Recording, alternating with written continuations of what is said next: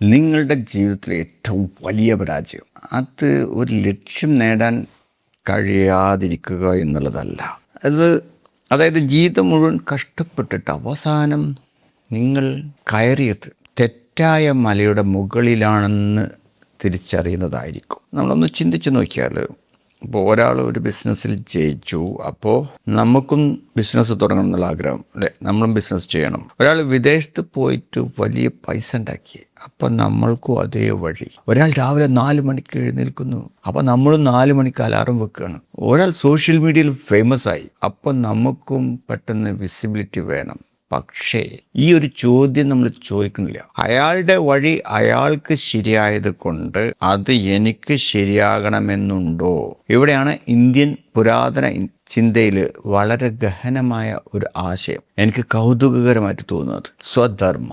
ഈ പദത്തിന് അതിൻ്റെ പാരമ്പര്യങ്ങളിൽ മതപരവും ദാർശനികവുമായിട്ടുള്ള കൂടുതൽ വിശാലമായിട്ടുള്ള അർത്ഥങ്ങളുണ്ട്. അതിനെ മോഡേൺ കരിയർ അഡ്വൈസ് ആക്കിയിട്ട് ചുരുക്കുന്നത് ശരിയല്ല. പക്ഷേ പീക്ക് പെർഫോമൻസിൽ അതിൻ്റെ കണ്ണിലൂടെ നമ്മൾ നോക്കിയാൽ അതിൽ നിന്ന് ശക്തമായ ഒരു ചോദ്യം നമുക്കെടുക്കാം. എൻ്റെ സ്വഭാവത്തിനും കഴിവുകൾക്കും മൂല്യങ്ങൾക്കും സാഹചര്യങ്ങൾക്കും യോജിച്ച പ്രവർത്തന പാത ഏതാണ്?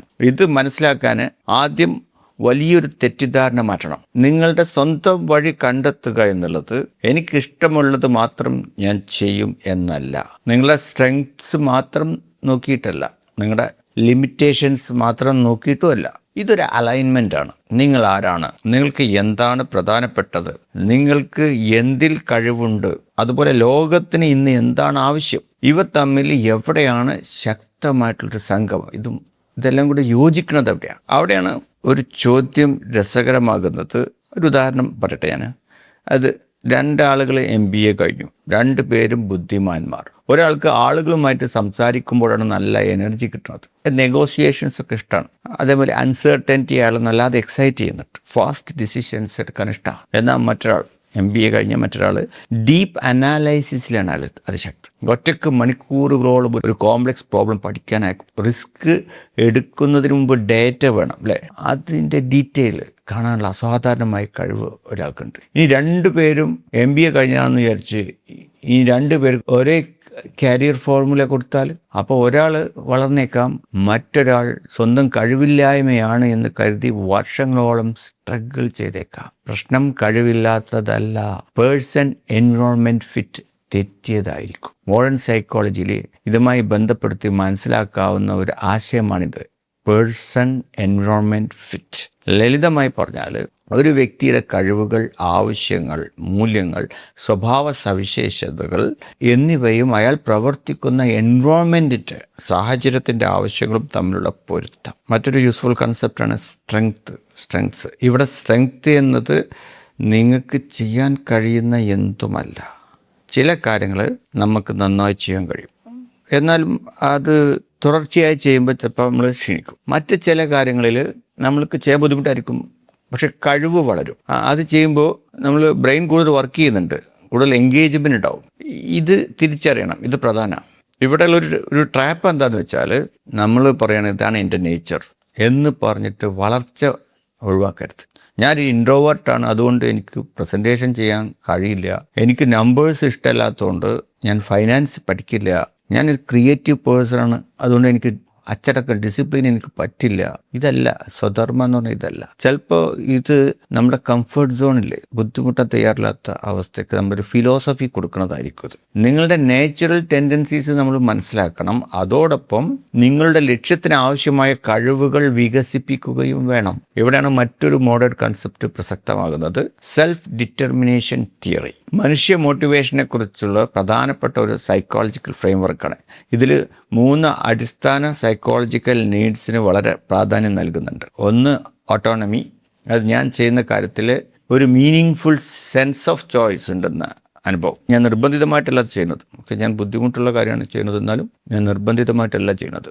കോമ്പിറ്റൻസ്, ഞാൻ വളരുന്നു, ഞാൻ കൂടുതൽ കഴിവുള്ളവനാകുന്നു എന്നുള്ളൊരു അനുഭവം ഉണ്ടല്ലോ. നമ്മൾ ബുദ്ധിമുട്ടേറും അതിൽ ബെനിഫിറ്റ് ഉണ്ട്. പിന്നെ റിലേറ്റഡ്നെസ്, ഇവിടെ ഇങ്ങനെയൊക്കെ ചെയ്യുന്നതുകൊണ്ട് ഞാൻ മറ്റുള്ളവരുമായിട്ട് മീനിങ് കണക്ഷൻ ഉള്ളവനാണ് എന്നുള്ള അനുഭവം. അതായത് ഇതൊന്നും സ്വധർമ്മയുടെ സയൻറ്റിഫിക് എക്സ്പ്ലനേഷൻ അല്ല, ഇതുകൊണ്ടുള്ള ഗുണം എന്താ വെച്ചാൽ മറ്റുള്ളവരുടെ ജീവിതം നമ്മൾ കോപ്പി ചെയ്യുന്നതിനേക്കാൾ സ്വന്തം മോട്ടിവേഷൻ എവിടെ നിന്നാണ് വരുന്നത് എന്ന് മനസ്സിലാക്കാൻ ഇതൊക്കെ വെച്ച് നമുക്ക് ചെയ്യാൻ കഴിയും. നമ്മൾ ബിസിനസ്സിലേക്ക് നോക്കുകയാണെങ്കിൽ എല്ലാ എൻ്റർപ്രണേഴ്സിനും വലിയ കമ്പനി നിർമ്മിക്കാൻ കഴിഞ്ഞു കൊള്ളണമെന്നില്ല. ഒരാൾക്ക് 500 എംപ്ലോയീസ് ഉള്ള ഒരു ഓർഗനൈസേഷൻ നിർമ്മിക്കുന്നത് അതിന് അസാധാരണമായിട്ടുള്ള കഴിവായൊക്കെ ഉണ്ടാകാം.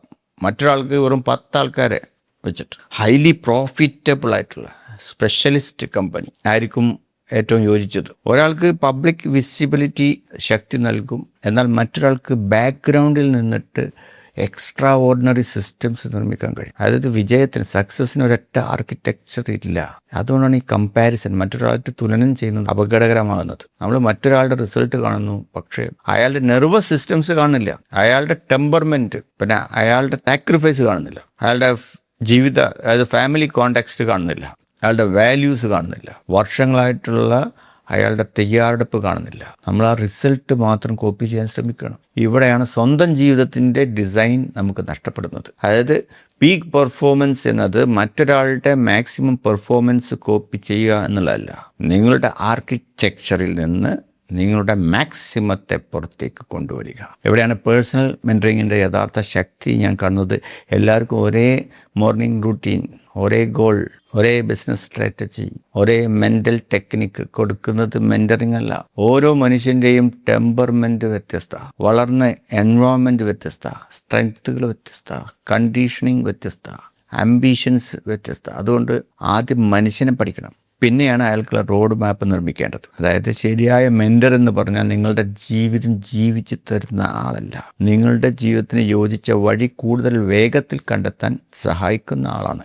ഏതായാലും കിടക്കുമ്പോൾ നമുക്ക് നമ്മളോടൊരു ചോദ്യം ചോദിച്ചു നോക്കാം. ഞാനിപ്പോൾ പിന്തുടരുന്ന ജീവിതത്തിൽ എത്ര ഭാഗം എൻ്റെ തിരഞ്ഞെടുപ്പാണ്, സാഹചര്യത്തിലെ സമ്മർദ്ദത്തിലല്ലാതെ ഞാൻ തന്നെ തിരഞ്ഞെടുത്തതാണ്? എത്ര ഭാഗം ഞാൻ മറ്റുള്ളവരിൽ നിന്ന് കോപ്പി ചെയ്തതാണ്? അത് മറ്റുള്ളവരുടെ നിർബന്ധത്തിന്, അതായത് മറ്റ് സാഹചര്യങ്ങൾ കണ്ടിട്ട്, മറ്റുള്ളവരുടെ വിജയം കണ്ടിട്ട് അവരിൽ നിന്ന് കോപ്പി ചെയ്ത് നടപ്പിൽ വരുത്താൻ ശ്രമിച്ചുകൊണ്ടിരിക്കുന്നതാണ്. ഉത്തരം കണ്ടെത്തുക എന്നുള്ളതല്ല, ഈ ചോദ്യം നമ്മുടെ ഉള്ളിൽ കിടക്കണം. കാരണം വേഗത്തിൽ ഓടുന്നതിന് മുമ്പ് നമ്മൾ ശരിയായ ദിശയിലാണോ ഓടുന്നത് എന്ന് അറിയണം. ഇനി നമ്മൾ ദിശ കണ്ടെത്തി, ഓക്കെ, അപ്പോൾ അടുത്തൊരു പ്രശ്നമുണ്ട്. നിങ്ങളുടെ മനസ്സിന് ആ ദിശ എങ്ങനെ വ്യക്തമായി നൽകും? അത് ദിശ മനസ്സിലായി, അതിന് വ്യക്തത വേണ്ടേ? ഒരു വാഗ്യൂ ഇങ്ങനെ, ഒരു ആഗ്രഹമായിട്ട് ഇങ്ങനെ കിടന്ന പാടില്ലോ. അതിനെ ഒരു ശക്തമായ ഇൻറ്റൻഷനാക്കി മാറ്റേണ്ടേ? അതിന് ഇന്ത്യൻ പാരമ്പര്യങ്ങളിൽ നിന്ന് അതിനുപയോഗിക്കുന്ന അതിമനോഹരമായിട്ടുള്ള ഒരു ടെക്നിക്കാണ് സങ്കല്പ. സങ്കല്പ എന്ന് പറഞ്ഞാൽ വെറും പോസിറ്റീവ് അഫിർമേഷൻ കൊടുക്കലല്ല, എനിക്ക് പണം വരും, ഞാൻ വിജയിക്കും എന്ന് ആവർത്തിക്കുന്നതല്ല.